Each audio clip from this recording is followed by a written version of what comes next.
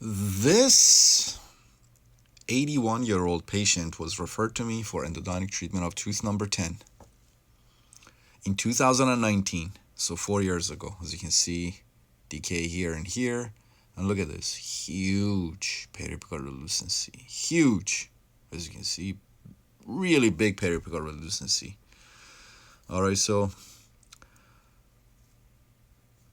patient wanted to save the tooth. The dentist wanted to save the tooth. Patient is 81 years old. Extraction would have been tough on him, and he's got all kinds of medical issues on blood thinners and what have you, Coumadin and things like that. So extraction was really not an option for him at the time. So we had to proceed. We had to go on and get rid of this abscess, get rid of this infection, and as much as I wanted to have the tooth extracted, that option wasn't there at the time. And here's the date, as you can see, 4 years ago. This is immediately after we did the root canal for him 4 years ago. The material that I used to use at the time, that kind of material that I used to rebuild the walls with, as you can see, it was not visible on the radiograph, but believe me, I did remove the decay and rebuild those missing walls. But just the material, as I said, the material doesn't have the chemical that makes them show on the radiograph here. And that's the date, as you can see, when he came back to see me. Was in 2020 for the treatment, and it was 2020, so 3 years ago when we did. So this is immediately after we did the root canal 3 years ago. And the working length was 26 millimeters. And here I decided to go ahead and use gutta percha sealer.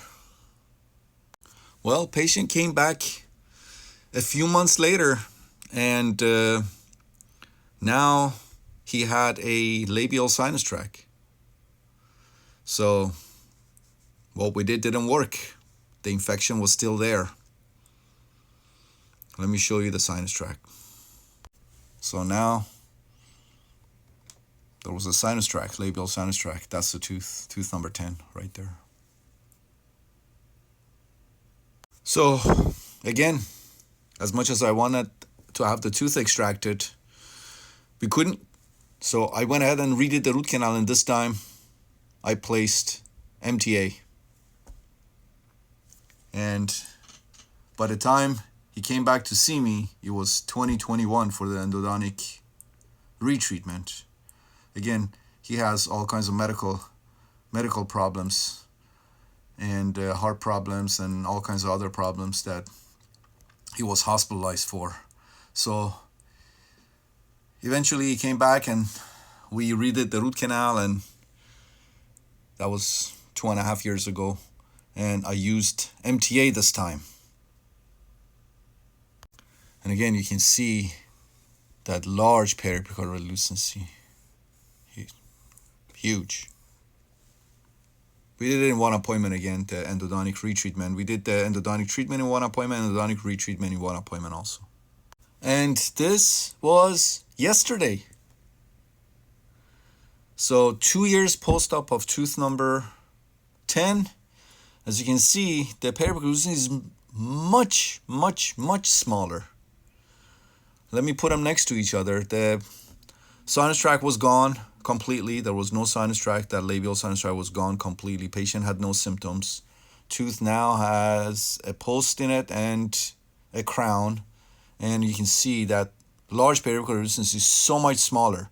And look, when I did the endodontic retreatment and placed MTA, some MTA was extruded. And as you can see, extrusion of MTA does not have a negative effect on the outcome of the endodontic treatment or retreatment, as you can see. Let me put them next to each other so you can appreciate how much smaller this periapical relucency has gotten in 2 years. And here's the date, by the way. I saw him yesterday for a different tooth. Okay, so here it is, side by side. 2 years ago And yesterday, huge periapical lucency 2 years ago, and look how much smaller it's got. Almost completely healed. So that's 2 years ago. As you can see, that was immediately after we redid the root canal, and this is MTA that was extruded. Of course, unintentionally, I didn't intentionally extrude MTA. Unintentionally because the apical diameter was large. So managing the MTA is kind of challenging in these cases. And honestly, I don't care if MTA gets extruded, because MTA is so biocompatible, and sometimes it acts as a bone graft material. It's that biocompatible. But MTA extrusion, you can see how large that periapical lucency was 2 years ago. And again, this is just yesterday, as you can see.